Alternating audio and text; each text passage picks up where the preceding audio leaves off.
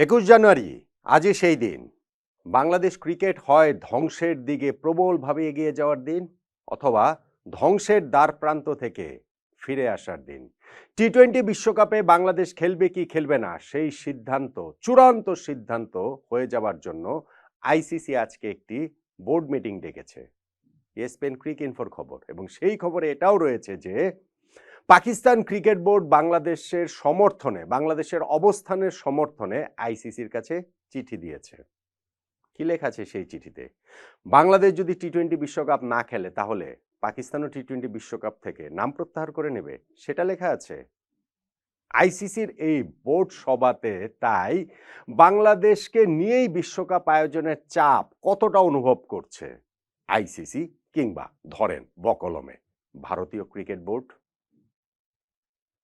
দেখুন, পাকিস্তান বাংলাদেশের সমর্থনে রয়েছে, পাকিস্তান বাংলাদেশের অবস্থানটাকে সমর্থন করছে। শত্রু শত্রু বন্ধু এই একটা নীতি তো আমরা জানি।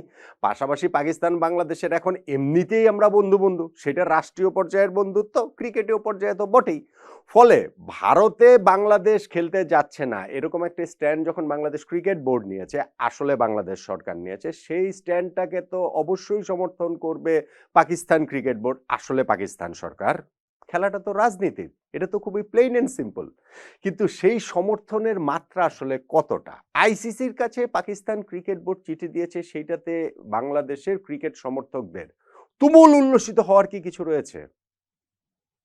নাই, তুমুল উল্লসিত হওয়ার কিছু নাই। এটা জাস্ট একটা ফর্মালিটিস, এইটা হচ্ছে কি জাস্ট জানানো। এইটা শুধু আইসিসি বোর্ডকে না, অন্যান্য বোর্ড মেম্বারদেরকেও জানানো যে বাংলাদেশের পাশে আমরা রয়েছি। পাকিস্তান সেইটা জানিয়েছে, ভারতকে আরো একটু চাপে ফেলতে চেয়েছে, কিন্তু ওইটা খুবই লজিক্যাল একটা কূটনৈতিক move. But does that mean যে পাকিস্তান টি-20 ওয়ার্ল্ড কাপ খেলবে না বাংলাদেশ যদি এইখানটাতে শেষ পর্যন্ত না রাখা হয়? না, বাংলাদেশ টি-20 বিশ্বকাপ না খেললে পাকিস্তান টি-20 বিশ্বকাপ খেলবে না, এইটা যারা বিশ্বাস করেন তাদের প্রতি আমার প্রবল সহানুভূতি। একদল যারা হচ্ছে গিয়ে এটা বিশ্বাস করেন বাংলাদেশকে ভালোবেসে, বাংলাদেশকে টি-20 বিশ্বকাপে অংশগ্রহণের সম্ভাবনা যেন বাড়ে সেই কারণে, তাদের প্রতি আমার হচ্ছে গিয়ে একবারে নিখাত সহানুভূতি।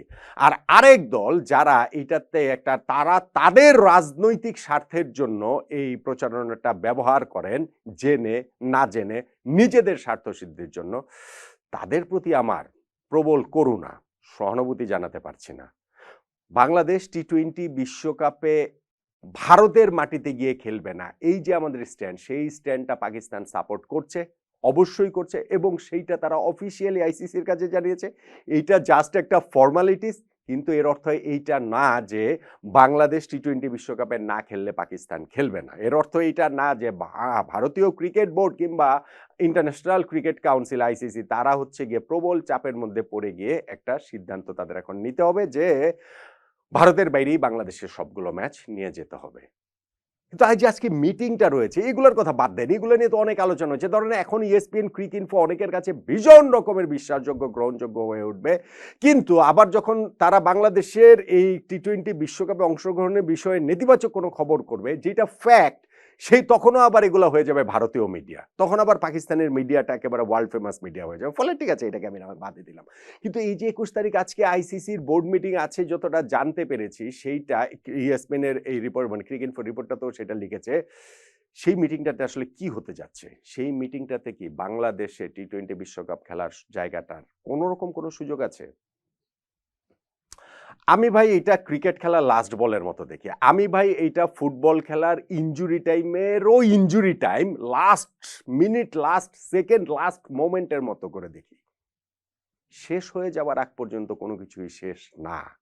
এই যে বাংলাদেশের হাতে অল্প কিছু সময় রয়েছে, খুবই অল্প কিছু সময় রয়েছে, ক্রিকেট ম্যাচের লাস্ট বলের মতো বা ফুটবলের ইনজুরি টাইমেরও শেষ মিনিটটার মতো, এই সময়টাও আমি মনে করি যে বাংলাদেশের ক্রিকেটের স্বার্থে, আমি বাংলাদেশ ক্রিকেটটাকে প্রায়োরিটি দিয়ে বলছি, ক্রিকেটের স্বার্থে কোনো একটা সমঝোতার প্রস্তাব বাংলাদেশের পক্ষ থেকে দেওয়া উচিত। আইসিসি ওই দিন এসে যে আমাদের সঙ্গে মিটিং করে গিয়েছে, তারা বলে দিয়েছে যে মানে এর পরবর্তীতে এই জিনিসটা নিয়ে আমাদের ক্রিকেট বোর্ডের প্রেস রিলিজে লেখা হয়েছে যে কি ডায়লগ, এটা হচ্ছে গিয়ে চলবে, সামনে চলতে থাকবে, কোনো ডায়লগ টায়লগ আর কিন্তু নাই। ডায়লগ আইসিসির দিক থেকে আসলে এন্ড হয়ে গিয়েছে, যেই কারণেই তারা আজকে এই বোর্ড মিটিংটা ডেকেছে। বাংলাদেশের এখন এই জায়গাটা থেকে প্রস্তাব কোনো একটা কম্প্রোমাইজ, যেখানটাতে আমরা আমাদের মাথা উঁচু করে টি-20 বিশ্বকাপে খেলতে পারি। এখানে কম্প্রোমাইজ মানে কিন্তু মাথা নিচু করা না। টি-20 বিশ্বকাপে খেলার স্বার্থে মাথা উঁচু করে খেলার জন্য আমি মনে করি এখনো বাংলাদেশ ক্রিকেট বোর্ড ফাইনালি একটা চেষ্টা তারা করতে পারে, করার রয়েছে। এই বোর্ড মিটিংয়ে ওই যে আমি একটা ভিডিও করেছিলাম যে বাংলাদেশ ক্রিকেট বোর্ড কি করতে পারে, ৮-৯টা কথা বলেছিলাম, সেই সব তো এখনো শেষ হয়ে যায়নি।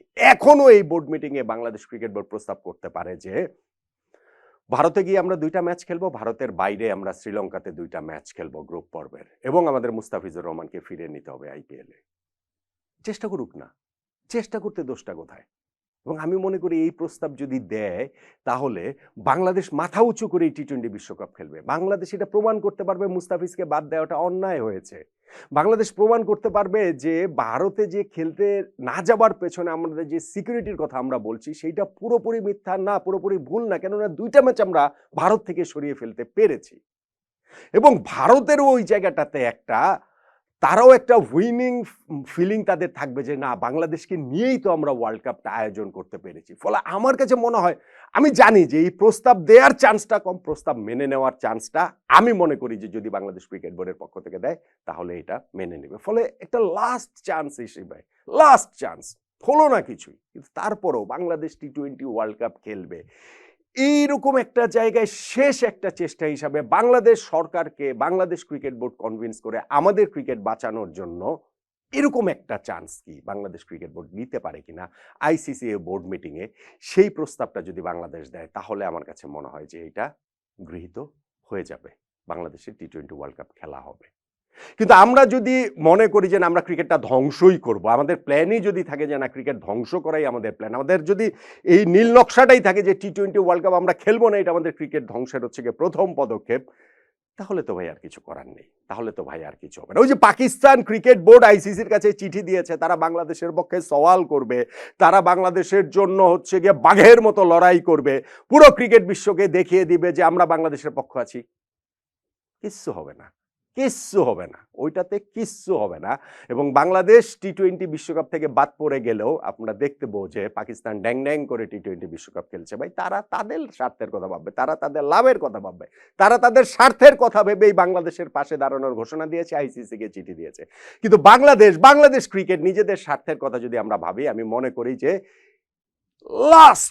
লাস্ট অ্যাটেম্পট হিসাবে আমরা ওইরকম একটা প্রস্তাব আইসিসি আর দেবে না, আমরাই এবার দিতে পারি কিনা গভর্নমেন্টকে কনভিন্স করে যে ভাই ঠিক আছে, মুস্তাফিজকে তোমরা ফিরিয়ে নাও, আর বাংলাদেশের 4টা ম্যাচের মধ্যে 2টা ভারতে খেলবো, 2টা শ্রীলঙ্কায় খেলবো।